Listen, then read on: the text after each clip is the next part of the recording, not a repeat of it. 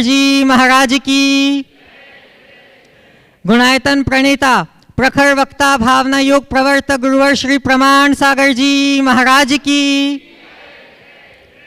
शंका समाधान के आज के इस सत्र में आप सभी का हार्दिक अभिनंदन।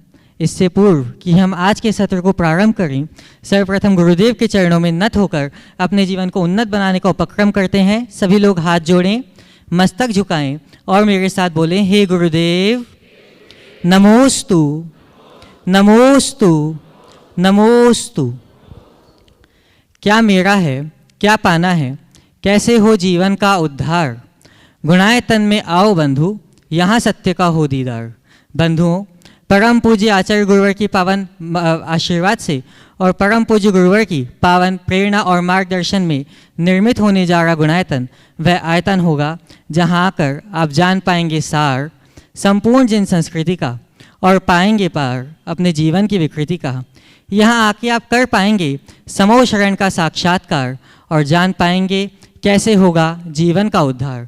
तो बंधुओं, यह विशेष उपक्रम, विशेष परियोजना आप लोगों के सहयोग की आकांक्षी है।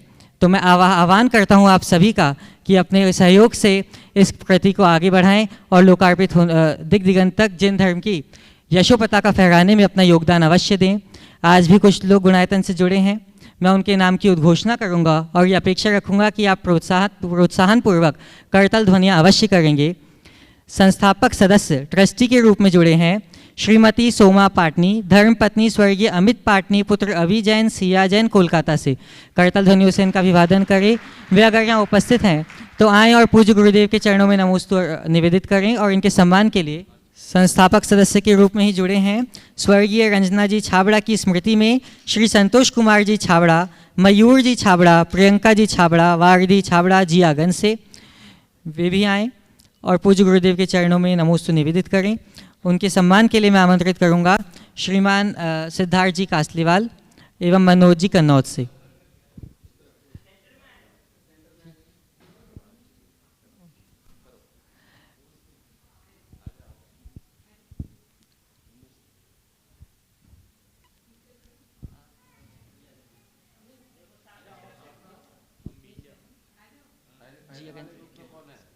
जियागंज वाले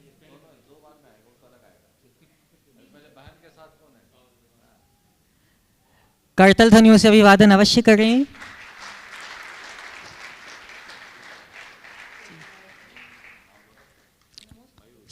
स्वर्गीय रंजना छाबड़ा की स्मृति में श्री संतोष कुमार जी छाबड़ा, मयूर जी छाबड़ा, प्रियंका जी छाबड़ा, वारदी छाबड़ा जियागंज से वे पूज्य गुरुदेव के चरणों में नमोस्तु निवेदित करें।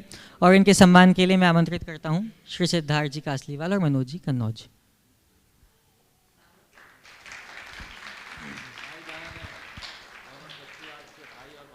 अच्छा, दोनों ट्रस्टी आज भाई बहन ही ट्रस्टी बने हैं। प्रथम प्रश्न के लिए मैं आमंत्रित करूंगा श्रीमती मनोरमा जी झांझरी दीमापुर से और आपके बाद तैयार रहेंगे दिलीप जी शांतिलाल जी कासलीवाल औरंगाबाद से।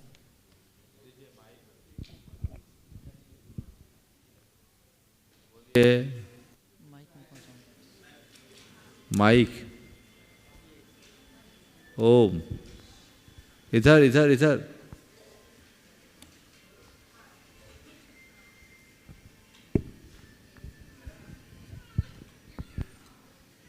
नमोस्तु महाराश्री, नमोस्तु महाराश्री, नमोस्तु महाराश्री। सुख और खुशी में क्या फ़र्क है और सच्चाई क्या होती है आपकी नज़र में और हमारी नज़र में?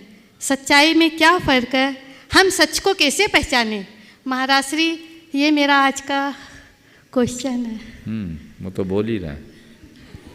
सुख और खुशी में क्या अंतर है, पहला सवाल। और सच्चाई की क्या पहचान है हमारे या आपके नज़र में? देखिए, सुख और खुशी सामान्य रीति से एक माना जाता है, लेकिन गहराई से देखें तो दोनों में अंतर भी दिखाई पड़ता है। सुख जब हमें कुछ अनुकूल संयोग मिलते हैं, उससे उत्पन्न होने वाली जो अनुभूति है वो सुख कहलाता है। अगर सुख और दुख दोनों शब्दों को ले तो सुख और दुख दोनों में ख लगा हुआ है। ख का अर्थ होता है इंद्रिय।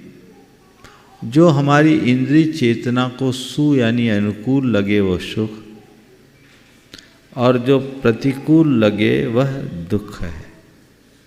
तो सुख दुख का संबंध हमारी इंद्रिय चेतना से है। समझ गए?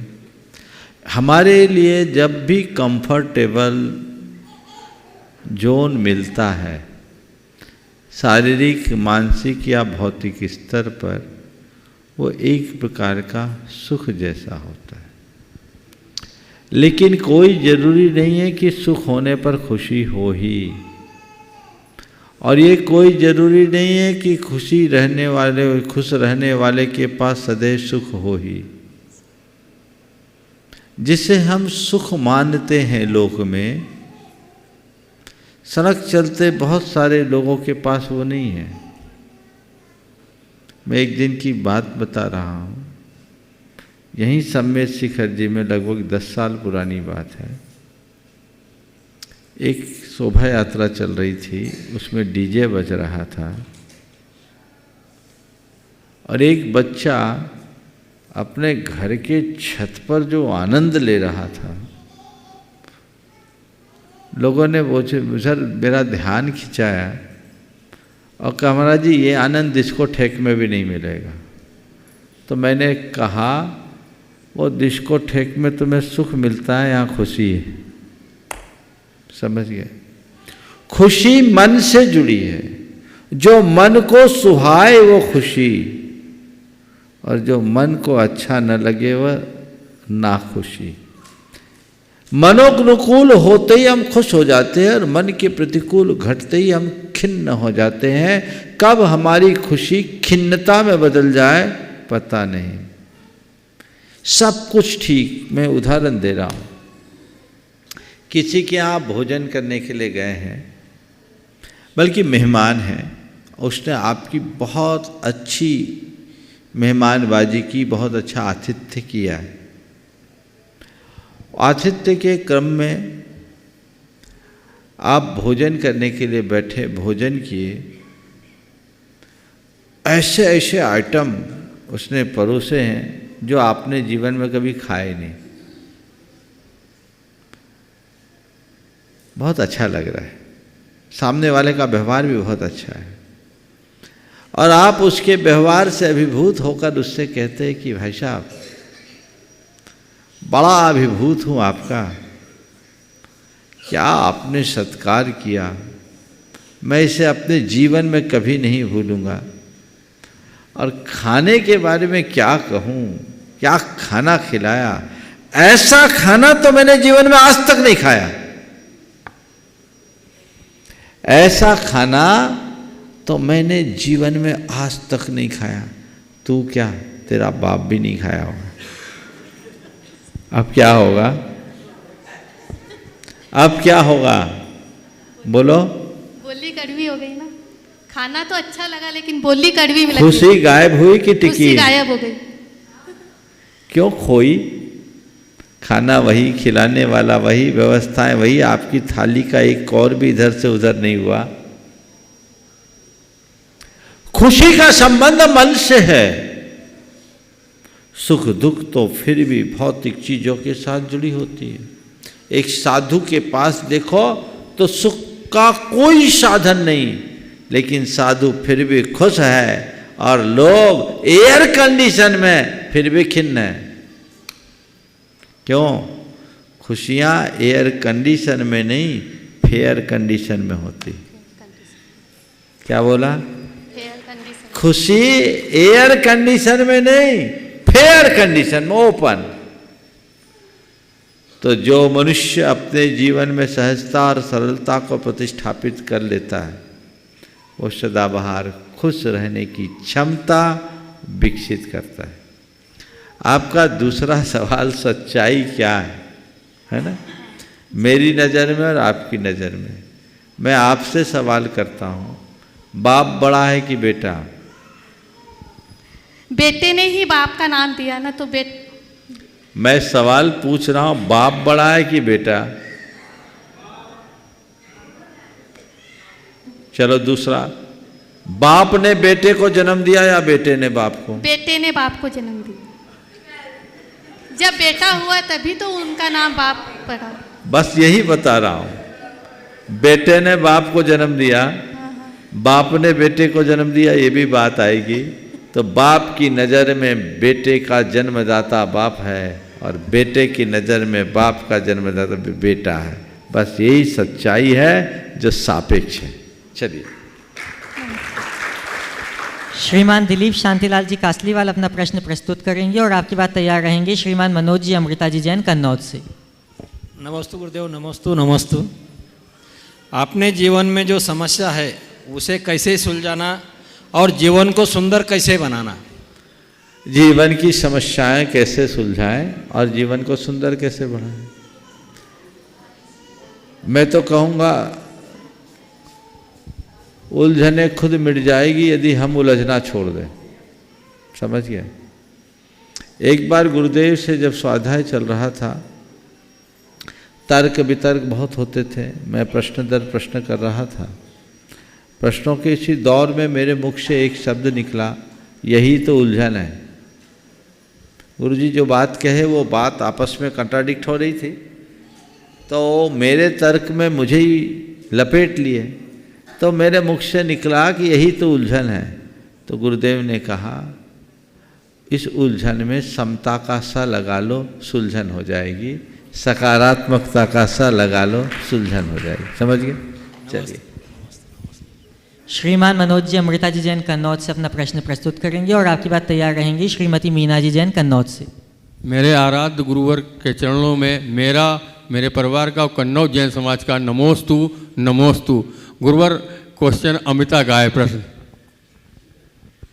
नमोस्तु गुरुवर, नमोस्तु गुरुवर। गुरुवर, हम भी वही हैं, संबंध भी वही है, रास्ते भी वही हैं, बदलते हैं तो सिर्फ समय, संजोग और नज़र। ऐसा क्यों गुरुवर? हम भी वही हैं, रास्ते भी वही हैं, संबंध भी वही है, बदलते तो हैं केवल समय, संजोग और नज़र। हाँ, तो वस्तुतः समय बदलता है। समय क्या बदलता है ये भी एक समझ लें। समय बदल गया, समय क्या बदल गया? रोज़ सुबह होती, रोज़ शाम होती है, ज़िंदगी यूं ही तमाम होती है। सूरज पूरब से ही उगता है और पश्चिम में ही ढलता है। समय में बदला क्या? सच्चे अर्थों में देखा जाए तो समय भी नहीं बदलता, बदलता तो मनुष्य का मन है। मन बदलता है और सारा खेल बदल जाता है। संजोग हमारे अधीन नहीं है, वो बदलेंगे। समय उसका एक मूल आधार है, उसे कोई रोक नहीं सकता। लेकिन इन सब के मध्य यदि हमने अपने मन पर नियंत्रण पा लिया तो कुछ भी फर्क नहीं पड़ेगा। नमोस्तु गुरु। श्रीमती मीना जी जैन कन्नौज अपना प्रश्न प्रस्तुत करेंगे और आपकी बात तैयार रहेंगे श्रीमान शरद जी जैन सांध्य महालक्ष्मी चैनल। नमस्तु गुरुदेव, नमस्तु गुरुदेव, नमस्तु गुरुदेव। हमारे परिवार की तरफ से आपको नमस्तु। महाराज श्री रत्नत्रय की परिभाषा क्या है? रत्नत्रय की परिभाषा सम्यक दर्शन, सम्यक ज्ञान और सम्यक चारित्र। ये तीन लोक में सबसे दुर्लभ है, रत्नों से भी ज़्यादा मूल्यवान। रत्न तो मूल्य दे के खरीदे जा सकते हैं, लेकिन ये अमूल्य है, इसलिए इनको रत्नत्रय कहते हैं। नमस्ते। अपना प्रश्न प्रस्तुत करेंगे सांध्य महालक्ष्मी चैनल से श्रीमान शरद जी जैन और आपकी बात तैयार रहेंगे श्रीमान दिलीप जी गंगवाल धुलियान से। गुरुवर के चरणों में बारंबार नमन। आप सभी को सादर जय जिनेन्द्र। महाराज जी, सिर्फ एक चिंता, एक प्रश्न है। चैनल महालक्ष्मी, सांध्य महालक्ष्मी में कई बार चर्चा करते हैं हम, किसी से पूछते हैं, परिचय पूछते हैं, भी आपका परिचय क्या है? तो आज परिचय कुछ अलग रूप से मिलता है। मैं श्वेतांबर हूँ, मैं दिगंबर हूँ, और किसी और मंदिर में पूछ लिया मैं इस महाराज का खास शिष्य हूँ। मतलब अफसोस सिर्फ यह होता है संक्षिप्त में, आज हम अपना जैन परिचय भूल गए हैं। आज किसी के मुख से जैन नहीं आता, पंथवाद संथवाद एक शब्द तो सबके सामने खड़ा हो जाता है। यानी जैनत्व की एकता हमारी बिखर बिखर बिखर गई है, वापस हम जैन के रूप में कब पहचाने जाएंगे? देखिए, बहुत अच्छा सवाल किया। एक बार मैं चाहूँगा शरद जी का जोरदार करतल ध्वनि से। ये अपनी प्रखर प्रस्तुति के कारण बड़े प्रसिद्ध हैं और समाज को जगा भी रहे। बहुत अच्छा योगदान, एक बार और जोरदार करतल ध्वनि का। आपने पूछा है कि हमारी पहचान केवल जैन के रूप में बनी रहे तो इसमें क्या करें। मैं तो यही कहता हूँ और हमेशा कहता हूँ, पंथ नहीं पथ देखो। और हम दिगंबर श्वेतांबर तेरापंथी, स्थानकवासी, बीचपंथी या और जो कुछ हैं, वे सब मंदिर, मूर्ति, उपासना और पूजा घर के भीतर हैं। बाहर निकलने के बाद हम केवल जैन हैं। ये सोच होनी चाहिए। ये स्वाभाविक है, जिसका जहाँ जुड़ाव होगा उसकी निष्ठा वहीं होगी, उसमें कोई दिक्कत नहीं। पर मैं सभी से कहता हूँ, किसी से जुड़ो, धर्म से पहले जुड़ो। जब हम व्यक्ति से जुड़ते हैं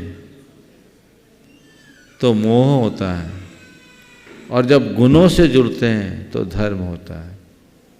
मोह हमारा कल्याण नहीं कराएगा, हमारा कल्याण धर्म से होगा।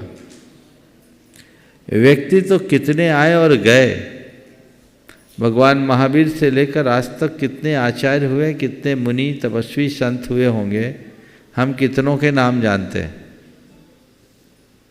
कितनों के जानते हैं? न उन आचार्यों मुनियों को जानते हैं, न उनके भक्तों को। लेकिन भगवान महावीर नहीं, भगवान ऋषभदेव के काल में जो धर्म था वही भगवान महावीर के काल में और वही आज है और पंचम काल के अंत तक रहेगा। तो धर्म शाश्वत तत्व है, हम प्रमुखता उसे दे। ये स्वाभाविक है कि जिससे प्रेरणा मिलती है वो उनके प्रति पूरी तरह अर्पित हो जाता है। होना भी चाहिए, लेकिन किसी के प्रति अर्पित होने का मतलब ये नहीं है कि बाकी सबको उपेक्षित कर दो। आज मुझसे कोई कहे कि जो स्थान मेरे हृदय में आचार्य गुरुवर के प्रति है उस स्थान पर किसी और को बिठाऊं, तो इस जन्म में तो कतई संभव ही नहीं है। क्यों? क्योंकि वे मेरे देवता हैं, वे मेरे जीवनोद्धारक हैं और मैंने उनके और उनके गुणों को समझा है। लेकिन इसका मतलब ये नहीं है कि बाकी और कोई की तरफ मैं देखूं ही नहीं। जहाँ जो जैसा प्रसंग हो, जिन शासन को प्रमुखता रख करके हमें चलना चाहिए, और यदि ये प्रमुखता हम रखना सीख गए तो मैं समझता हूँ सारी दुविधाएं समाप्त हो जाएगी। आप एक सवाल और पूछ सकते हैं। गुरुवर, इसी शम्मेर शिखर के बारे में पूछना चाहूँगा। आपने कोरोना काल में भी यहाँ का सुनसान रास्ते, सुनसान मंदिर भी देखे हैं। आपने वह समय भी देखा है जब कुछ लोग या कुछ बड़े हम आदिवासी भाइयों और जैन समाज के भाइयों को आपस में लड़ाकर अपनी रोटियों को सेकते हैं। और महाराज जी, आपको आदेश मिल गया है, निर्देश मिल गया है यहाँ से जाने का। आपका सपना क्या है कि हमारा शिखर जी, हम सबका शिखर जी, पवित्र क्षेत्र कैसा होना चाहिए? देखिए, सम्मेद शिखर जी के विषय में मैं इतना ही कहूँगा, जितना ऊंचा यहाँ का शिखर है उतनी ही ऊंचाई यहाँ की प्रतिष्ठा होनी चाहिए। यहाँ रहने वाले स्थानीय लोग हों या जैन समाज के लोग, सभी से मैं एक ही बात कहूँगा, इस क्षेत्र की पवित्रता को, इसकी स्वच्छता को, पावनता को बनाए रखने का प्रयत्न करना सबकी जिम्मेदारी है। यहाँ के पर्यावरण को संरक्षित करके चलना सबका लक्ष्य होना चाहिए। और इस क्षेत्र को एक ऐसे क्षेत्र के रूप में विकसित देखना चाहता हूँ जहाँ पग रखते ही लोगों का हृदय खिल जाए। इसकी तलहटी को मधुबन के नाम से जाना जाता है। ऐसा लगे कि आए हैं तो मधुबन की बासंती बयार बह रही है, छटा चाहिए। और ये केवल बाहर के वातावरण में नहीं, लोगों के भीतर भी हो, आपस में समरसता हो, प्रेम हो, सद्भाव हो, तो ये सब चीज़ें बहुत अच्छे से संपन्न हो सकती। श्रीमान दिलीप जी सुधा जी गुणायतन ट्रस्टी धुलियान से अपना प्रश्न प्रस्तुत करेंगे। और अगला नाम। और आपकी बात तैयार रहेंगे श्रीमान सुभाष जी जैन, CEO गुणायतन।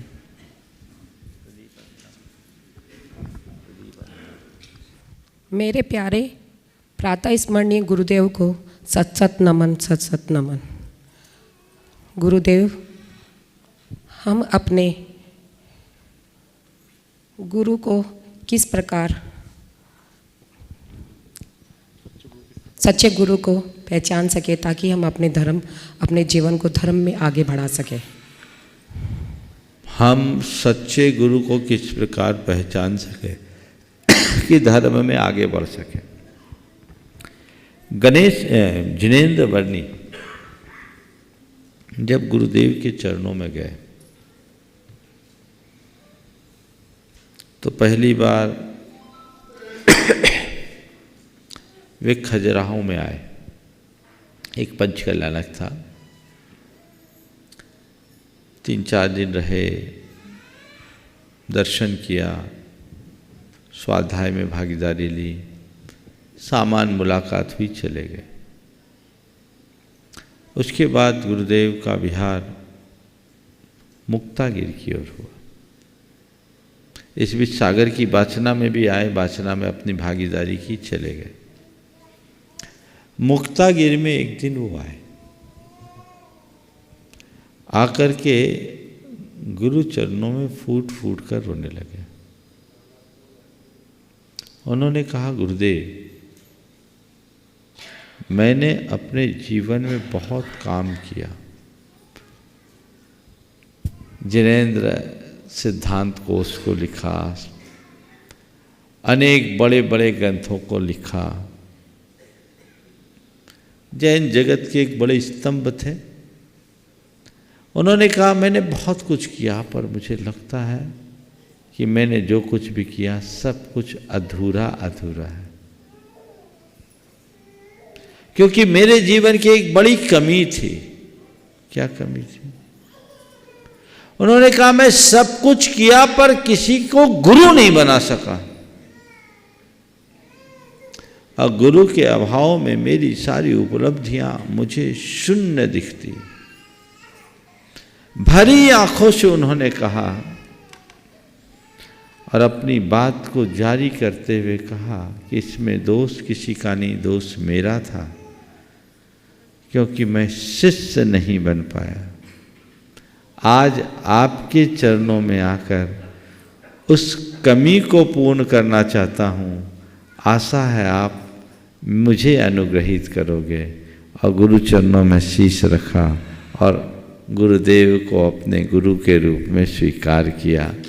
उसके बाद गुरुदेव ने अनुग्रहित किया। यहीं ईश्वरी में उनकी संलेखना हुई, आप लोगों ने देखा भी होगा। सवाल है, गुरु को कैसे पहचाने? मैं तो एक ही बात कहता हूँ, शास्त्रों में तो गुरु की बहुत सारी व्याख्याएं हैं, पर एक वाक्य में इतना कहता हूँ,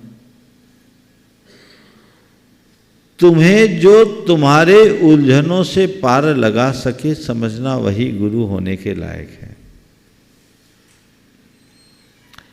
गु का अर्थ होता अंधेरा, रू का अर्थ होता प्रकाश। जो अंधेरे से प्रकाश की यात्रा करा दे वो गुरु कहलाने लायक है। और अंधेरे से प्रकाश की यात्रा वही करा सकता है जो खुद प्रकाश में होगा। अगर सामने वाला खुद अंधेरे में है तो जगत को उजाला नहीं दे सकता। तो देखना ये चाहिए कि जिन्हें हम गुरु के रूप में स्वीकार करना चाहते हैं तो उनके अंदर वह सब कुछ है या नहीं जो मैं चाहता हूं। यदि तुम्हारी तरह दुनियादारी और घर गृहस्थी मेरे पास भी रही तो फिर हम में और तुम में अंतर क्या रहा। आचार्य समंतभद्र महाराज ने बड़ी सरल सी कसौटी हम सबको दी है। विषया सा वसाती तो निरारंभो परिग्रह ज्ञान ध्यान तपो रखता तपस्वी से प्रशस्यते। जो विषय और उसकी आकांक्षा से रहित है, आरंभ और परिग्रह से रहित है, ज्ञान ध्यान तप में लीन है, वही तपस्वी कहलाने का अधिकारी है। और ऐसे ही गुरु को अपना आदर्श मानकर अपने हृदय में स्थापित करना चाहिए और उनकी प्रत्यक्ष अप्रत्यक्ष प्रेरणा के बल पर जीवन को आगे बढ़ाना चाहिए। श्रीमान सुभाष जी जैन अपनी बात रखेंगे और आपकी बात एक मिनट इसके बाद और आपकी बात तैयार रहेंगे श्रीमान प्रदीप जी अंजना जी जैन। ना पहले कर लीजिए, प्रदीप जी कर लीजिए, बोलिए। मेरे आराध्य गुरुदेव मुनि श्री प्रमाण सागर जी महाराज जी के चरणों में मेरे पूरे परिवार की तरफ से बारंबार नमन। महाराज जी मेरा प्रश्न है गुणस्थान के बारे में। गुणस्थान तो 14 होते हैं, लेकिन उसका उन्नति और अवनति का पता हमें कैसे चल सकता है? फिर से बोलिए। गुणस्थान 14 होते हैं, उसका उन्नति अवनति का पता हमें कैसे चल सकता है? देखो, गुणस्थान है तो भीतर की परिणति, ये किसी दिव्य ज्ञानी के दिव्य ज्ञान का ही विषय है। लेकिन फिर भी हम अपने बाह्य क्रियाचारों से स्थूल अनुमान लगा सकते हैं, बाकी कहा नहीं जा सकता। हमारे अंदर क्या घट रहा है वो कोई दिव्य ज्ञानी ही बता सके।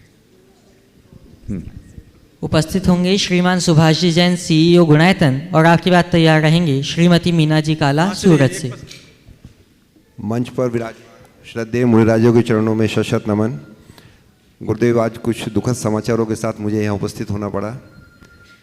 पहले तो हमारे गड़ा कोड़ा से हमारे शिरोमणि संरक्षक श्री अनुराग जी सोडिया के बड़े पापा श्री प्रकाश चंद जी सोडिया का कल देवलोक गमन हुआ। असमय देवलोक गमन हुआ, उनकी इतनी आयु भी नहीं थी और पिछले 3 दिनों केवल बीमार रहे, उनका देवलोक गमन हो गया। ये इससे बहुत सब पूरा उनका परिवार और हम लोग भी पूरे दुखी हैं, संतप्त हैं गुरुदेव। और दूसरा समाचार वहाँ से मिला पेटरवार से कि वहाँ पर समाज के अग्रणी रहे श्री नागरमल जी पाटोदी, उनका भी, हालांकि वो वयोवृद्ध थे, उनका भी देवलोक गमन कल हुआ गुरुदेव। ये दोनों समाचार आपके चरणों में रखते हैं ताकि आपकी तरफ से आशीर्वाद मिले, परिवार को संबल मिले। नमस्ते गुरुदेव। देखिए, दोनों संयोग आप सबके लिए क्या सबके लिए अच्छे नहीं हैं, लेकिन संयोग तो संयोग है। हम उन्हें अच्छे कहें तो और बुरे कहें तो। हम सबको जीवन एक संयोग की भांति मिला है और कब ये संयोग वियोग में बदल जाए पता नहीं। जीवन के प्राप्त संयोग का जो सही प्रयोग करते हैं, सच्चे अर्थों में उनके ही जन्म लेने का कोई अर्थ होता है। जहाँ तक प्रकाश चंद जी की बात है, प्रकाश चंद जी का परिवार, सोथिया परिवार, आपके सुरेश जी, दिनेश जी का परिवार जो है, अनुराग, तो बहुत ही समर्पित परिवार है देव गुरु धर्म के लिए और गुणायतन के लिए तो अति विशिष्ट। अनुराग तो गुणायतन में सब कुछ है। ऐसे समय में किसी का असमय में जाना निश्चित सबको तकलीफ देता है, लेकिन हम सबको एक बात अपने गांठ में बांध कर रखना चाहिए, किसी के आने जाने को हम नहीं रोक सकते। उनकी बारी आई, वो चले गए। ऐसे घड़ी में हमें धैर्य और संयम के साथ इसे स्वीकार करना चाहिए और इसके अलावा हमारे पास कोई रास्ता भी नहीं है। महत्वपूर्ण ये नहीं है कि हम कितना जिए, महत्वपूर्ण ये है कि हम कैसे जिए।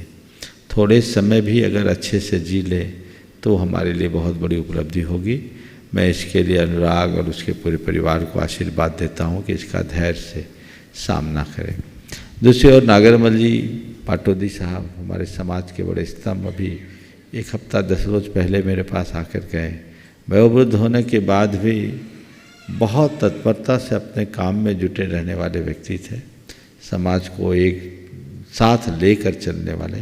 पेटरवार में जो मंदिर बन रहा है उसके अगवा भी वो समाज की गार्जियन थे। अब आज वो अपने बीच नहीं है। मैं पूरे परिवार को आशीर्वाद देता हूँ, खासकर पूरे पेटरवार समाज को, साडम पेटरवार को, कि अब इसे धैर्यपूर्वक स्वीकार करें और एक ही बात समझ कर चलें कि जन्म लेने वाला का मरण एक दिन तो सुनिश्चित है, लेकिन ये जन्म और मरण शरीर का होता है, हमारी आत्मा का नहीं।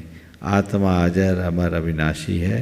जन्म मरण के इस खेल को समझकर हम अपनी आत्मा को पहचान लें तो जन्म मरण के चक्र से मुक्त हुआ जा सकता है। सभी को आशीर्वाद। नमस्कार। सूरत से श्रीमती मीना जी काला उपस्थित होंगे और आपकी बात तैयार रहेंगे प्रीति जी बज वाशिम से।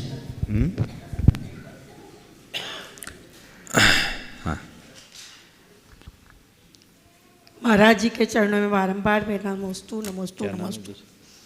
महाराज जी, हम लोग पारसनाथ स्तुति में पढ़ते हैं, जग के दुख की तो परवाह नहीं है और स्वर्ग सुख की भी चाह नहीं है, लेकिन मैं ये जानना चाहती हूँ कि हम लोग हमेशा सुख और परवाह की इच्छा करते हैं, ऐसा क्या करें सुख और दुख से परे हो जाए। देखिए, आप लोगों की स्तुति में कैसा विरोधाभास। जग के दुख की तो परवाह नहीं है, स्वर्ग सुख की भी चाह नहीं है, ये तो बोलते हैं, पर पहले क्या बोलते हैं? तुमसे लागी लगन ले लो अपनी शरण, पारस प्यारा मेटो। क्या बोल रहे हैं? मेटो मेटो जी संकट है हमारा। अब पहले तो उनको संकट मिटाने के लिए बोल रहे हो, अब बाद में कह रहे जग के दुख की तो परवाह नहीं है। पार्श्वनाथ भगवान सोचते होंगे कि मेरे ऊपर जो दुख आए नहीं उसके तुम्हें परवाह नहीं। 7 दिन तक उपसर्ग होता रहा, कोई को सपना भी नहीं आया कि उपसर्ग आ रहा है, चल के निवारण कर दे। वो धनेन्द्र भी 7 दिन बाद जागा। सच्चे अर्थों में ये जो प्रार्थना है बहुत अच्छी है, और इसमें यही हमें समझना चाहिए कि जो कुछ भी हमारे जीवन में घट रहा है हमें सहज भाव से स्वीकार करना है। भगवान के समक्ष इसलिए प्रार्थना मत करो कि मेरे संकट टल जाए, प्रार्थना इसलिए करो कि चाहे कितने भी संकट हो मेरा मन संभला रहे, मन न डगमगाए।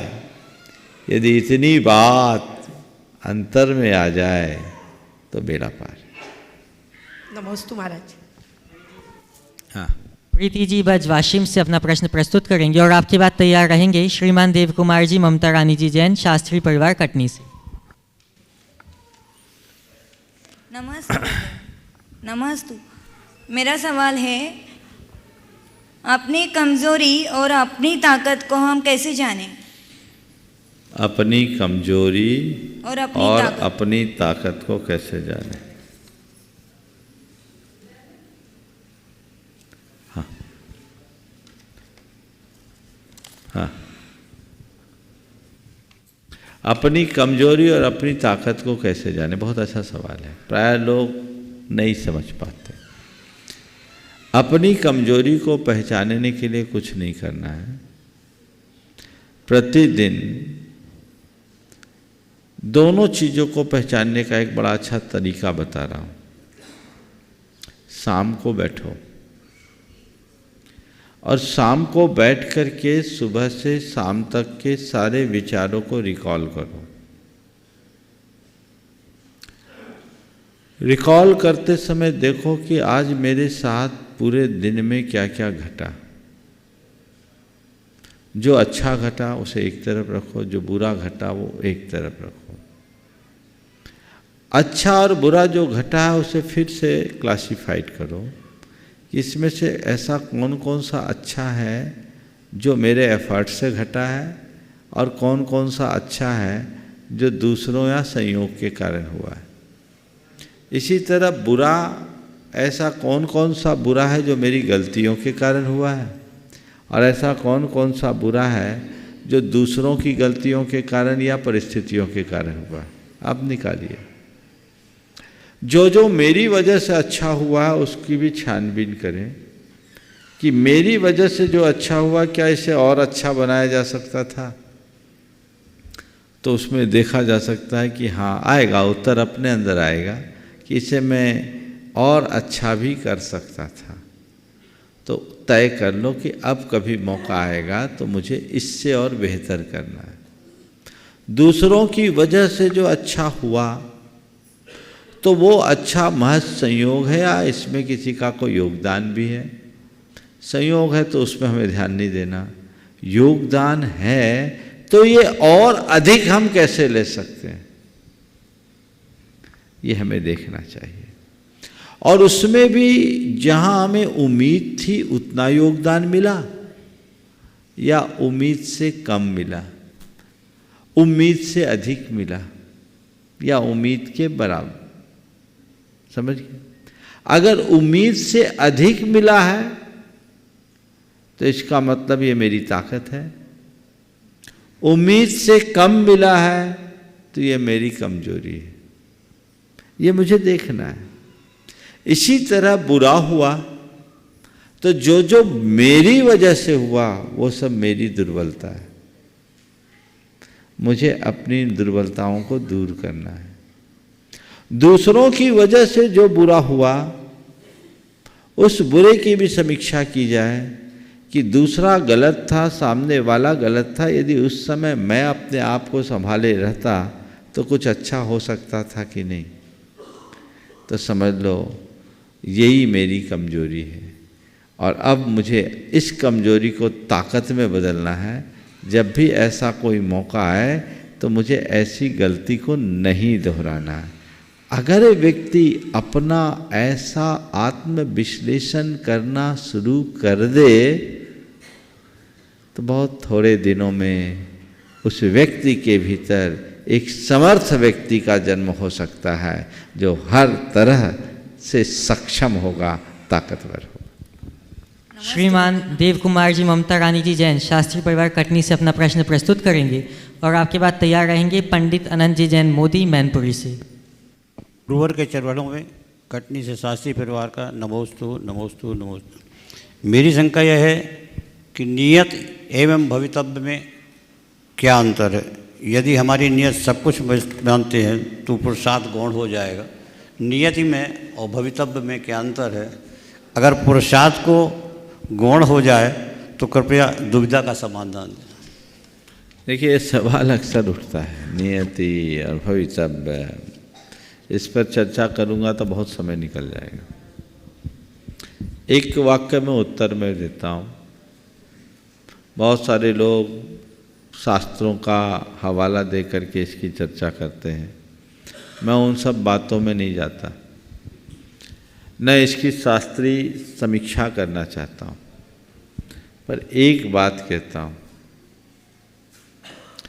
एक बार मुझसे कहा किसी ने कि महाराज जी भगवान के ज्ञान में सब कुछ है कि नहीं। हमने कहा इसमें संशय क्यों, वो सर्वज्ञ है। तो महाराज जो है, जो हो रहा है, जो हो चुका है सब भगवान के ज्ञान में है, तो फिर हमारे हाथ में क्या है। फिर हमको हाथ पर हाथ धर के बैठना चाहिए। जो जो देखी बीत राग न सो सो होशी वीराग। मैंने कहा भैया देख, मुझे भगवान के ज्ञान पर संशय तो नहीं है, लेकिन मैं तेरी बात पर सहमति नहीं दे सकता। बोले क्यों। मैंने कहा भगवान के ज्ञान में क्या है ये हमें पता नहीं, पर भगवान के उपदेश में क्या है इसका हमें पता है। भगवान के ज्ञान में क्या है इसका हमें कोई पता नहीं, भगवान के उपदेश में क्या है इसका हमें पता है। भगवान ने अपने उपदेश में ये कहा क्या कि जो कुछ होना है सब मेरे ज्ञान में, तू हाथ पे हाथ धर के बैठ जा। कहा है क्या कहीं उपदेश? एक शब्द भी कहीं। भगवान में क्या उपदेश है? भगवान के ज्ञान में एक ही उपदेश है, परिवज्जतु सामान्यम यदि इच्छते दुख परिमुखम। यदि दुखों से मुक्ति चाहते हो तो सामान्य को अंगीकार करो। करो क्यों? जब करना मेरे बस हाथ में नहीं है तो करो क्यों?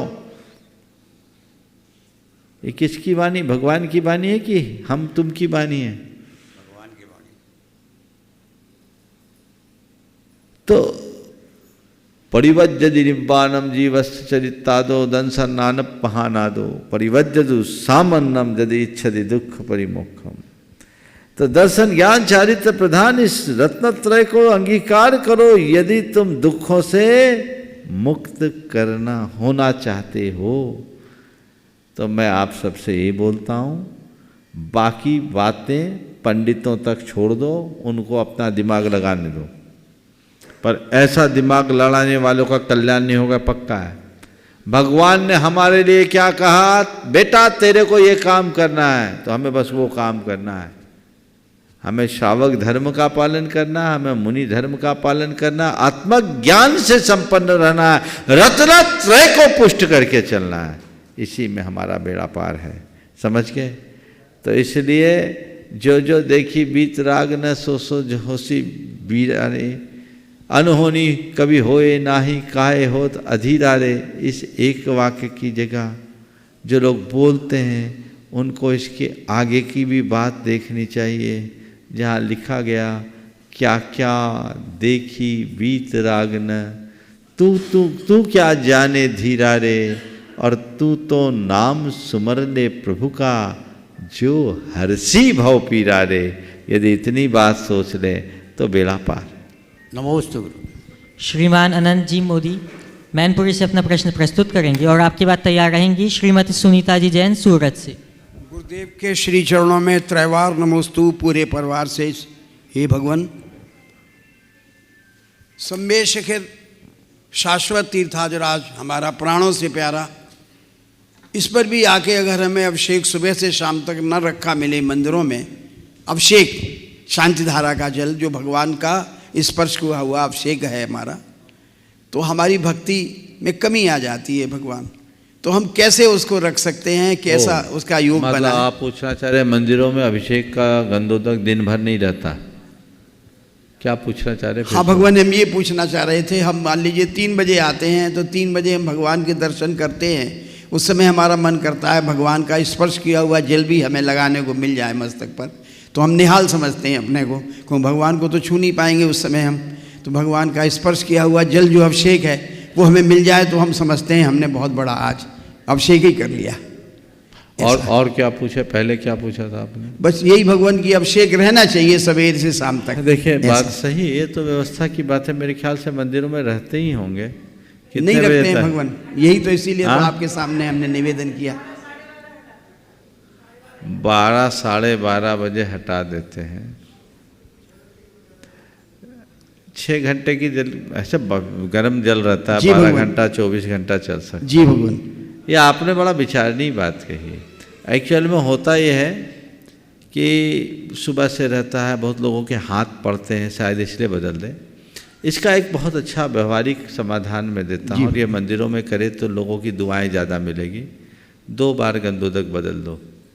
सुबह जो एक गंधोदक रखो 9 बजे बदल दो, फिर दोबारा रखो उसको 12 बजे बदल दो, फिर 12 बजे वो गंधोदक नया वाला उसमें डाल दो, अलग से रखो अपने पास सवेरे का, और उसको रख दो, और 3-4 बजे सूर्यास्त के पहले उसको हटा दो। ये किया जा सकता है, और ऐसी व्यवस्था मंदिरों में करनी चाहिए, ताकि जब तक मंदिर खुला है भगवान का गंधोदक लोग मस्तक में लगा सके, और एक साथ पात्र में पूरा गंधोदक रखने की जगह, गंधोदक तो आपके पास है ही, थोड़ा थोड़ा थोड़ा थोड़ा डाल दे, तो आप जैसे लोग अपने आप को धन्य महसूस करेंगे। बहुत इसमें कोई कठिनाई नहीं है, केवल व्यवस्थापकों की तत्परता की भर देर है, और ऐसा किया जा सकता है। मैं तो चाहूँगा ऐसा कल से हो जाना चाहिए, यहाँ से ही उसकी शुरुआत हो, है ना? सिद्धार्थ जी सुन रहे हैं? कल से ऐसी व्यवस्था आप सुनिश्चित कर दीजिए। अन्य मंदिरों में भी मैं देख रहा हूँ, अनिंदा से किसी सुधीर है, मुझे उम्मीद है ये हो जाएगी। बहुत छोटी सी बात है। बहुत जी भगवान। श्रीमती सुनीता जी जैन सूरत से। रेखा जी भी पूछेगी। चलो। ज्ञान मंदिर के ज्ञान गुरु के पावन चरण कमलों में परिवार सहित सत नमन। महाराज श्री, संसार को देखते हुए मेरा मन बहुत विचलित हो रहा है कि बाबा, बेटा और नाती चाहते हैं कि जो बाबा की संपत्ति है तो हम सबका अधिकार होना चाहिए। तो ये संसार को देखकर मेरा मन बहुत विचलित हो रहा है। हमने कहा चलो आपसे इसका समाधान ले जो संसार में पहुँचे। बाबा की संपत्ति पर सबका अधिकार होना चाहिए, यही बोल रहे हैं ना? हाँ, नाती का कितना अधिकार होना चाहिए? ये तो जो कानून की व्यवस्था उसके अनुरूप होना चाहिए। लेकिन मैं तो ये कहता हूँ, चाहे बब्बा हो चाहे मैया, उन्हें एक काम करना चाहिए। अपने जीवन काल में अपने धन को अपने हाथों से जो भी संतान को देना चाहिए। बाकी पैसा अपने साथ लेकर जाने की व्यवस्था करनी चाहिए।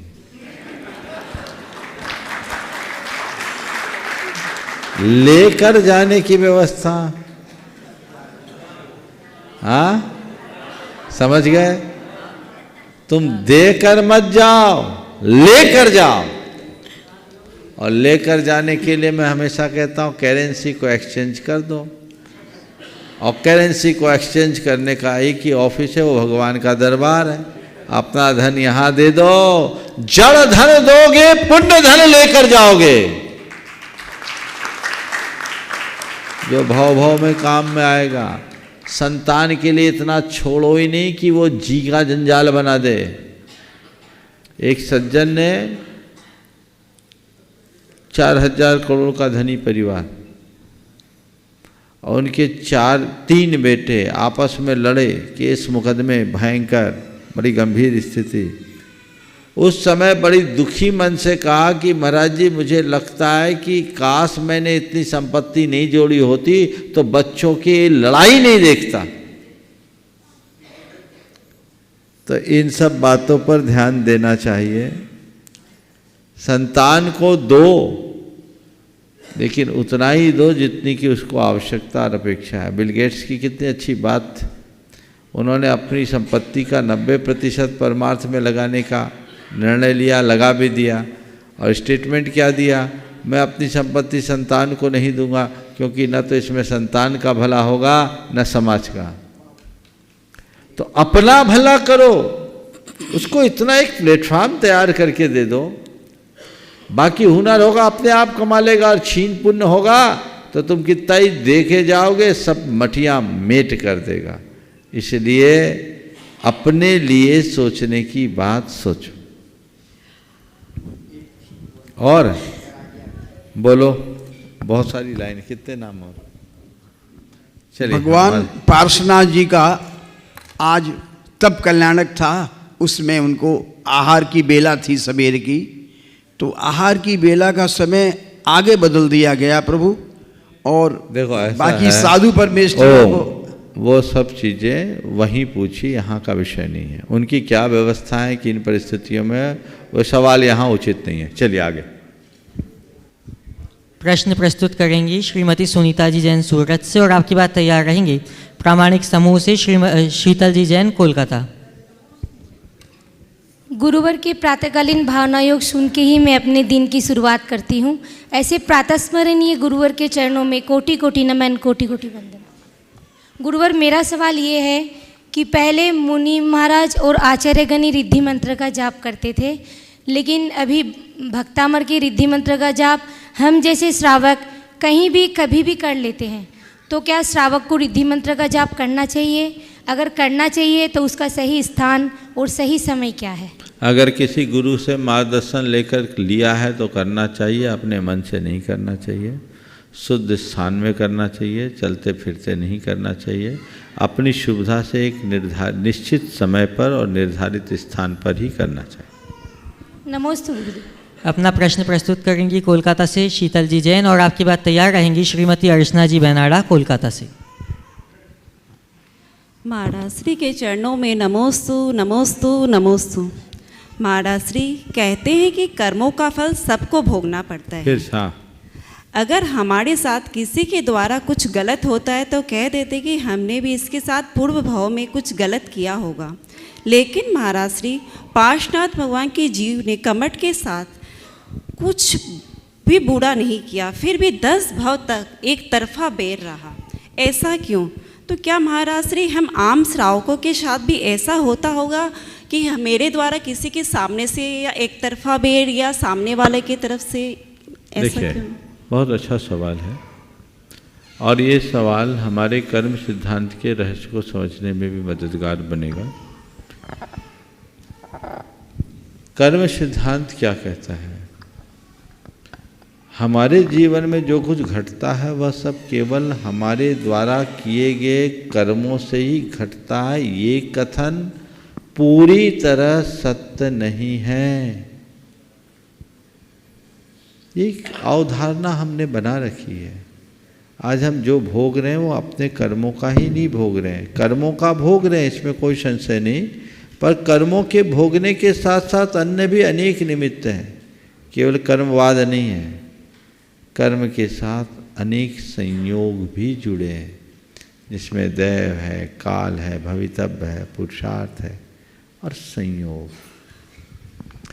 पार्श्वनाथ भगवान के साथ जो ये घटा वो एक संयोग बना। मरुभूति और कमठ के बीच एक गलत फहमी हुई। कमठ ने अपने अंदर वैसे कर्म बांधे और मरुभूति की तरफ से कुछ भी नहीं था। उनका उस घड़ी कोई कर्म नहीं बंधा, पर उनकी आत्मा में कर्म तो थे। उन कर्मों के साथ ऐसा संयोग बना कि वही कमठ बार बार बार बार निमित्त बनकर आया। लेकिन 10 भवों तक लगातार उन्होंने अपना उत्कर्ष ही किया, पतन नहीं। हाथी की पर्याय से जो संबोधन पाकर उनकी चेतना जगी तो फिर वो मुड़कर नहीं देखे। तो हमारे जीवन में जो घट रहा है वह केवल मेरे कृत कर्मों के कारण है, ऐसा मानना एकदम से सही नहीं है। ये है, पर कर्म के अतिरिक्त भी बहुत कुछ है जो संयोग है। संयोग अनेक प्रकार के दुख देते हैं। कई बार लोग बोलते हैं कि अरे मैंने जीवन में कोई पाप नहीं किया, मेरे साथ ऐसा क्यों हो गया? भैया संयोग, पार्श्वनाथ भगवान ने तो 10 भाव में कोई पाप नहीं किया, वो नहीं बचे तो तुम किस खेत की मूली हो? बोलो। 10 भाव में रिकॉर्ड है पार्श्वनाथ भगवान का कुछ गड़बड़ करने का? नहीं। तो ये संयोग है। संयोग बनते बदलते हैं, उसी में सुख और दुख भी होता है। इसलिए जो तत्वज्ञानी होता है, आत्मज्ञानी होता है, भेद विज्ञानी होता है, दृढ़ श्रद्धानी होता है, वो इन संयोगों से विचलित नहीं होता। वो तो होकर सुख में मग्न न फूलूं, दुख में कभी न घबराऊं, इष्ट वियोग अनिष्ट योग में सहनशीलता दिखलाऊं की उक्ति को चरितार्थ करता है। आगे समय होने वाला है, इसलिए महाराज श्री को पहले मंच। नमस्ते बंधुओं, हमारे बीच में परम पूज्य मुनि श्री स्वात्मानंदी जी महाराज यहाँ विराजमान हैं। मैं उनके चरणों में सविनय नमोस्तुपूर्वक निवेदन करूँगा कि वे अपने प्रश्न रूपी दीपक के माध्यम से समाधान को प्रकाशित करें। नमोस्तु महाराज जी। नमस्तु नमस्तु नमस्तु। भगवान कहा है मुनि धर्म अनंत बार ग्रहण करके ग्रहवेक में उपजा है, किंतु शास्त्र में पढ़ने में आता है मुनि धर्म स्वीकार करने के बाद 32 भव में ही ज़्यादा से ज़्यादा मोक्ष मिल सकता है, उससे ज़्यादा नहीं। तो ये सही है? बिल्कुल महाराज जी, बहुत अच्छी बात कही।